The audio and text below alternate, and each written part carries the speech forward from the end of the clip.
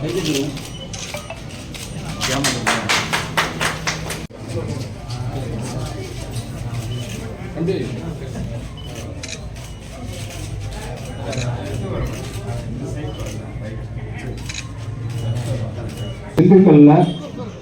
60 வருஷமா குடியிருக்க வீட்டுக்கு இந்த மாதிரி வீடுகள்லாம் குடியிருக்கவங்க வீடு கட்டி இந்த ஓட்டு வீடுனாலும் குடியிருக்காங்க 60 வருஷமா.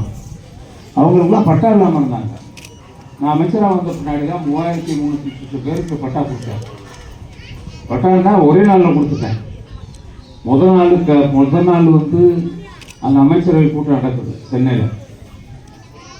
ஆட்சிபரமான புறம்போக்கில் இருக்கின்றவர்களுக்கு வண்டி பாதையாக இருந்தாலும் சரி, அது கல்லாமூத்து புறம்போக்காக இருந்தாலும் சரி, என்னென்ன புறம்போக்குகள் வருகிறதோ, மேய்க்கால் புறம்போக்குன்னு நம்ம ஆடு மாடு மேய்க்கிறதோ அந்த காலத்தில் வெள்ளக்காரை ஒதுக்கி வச்சுருந்தான் காடுகளை.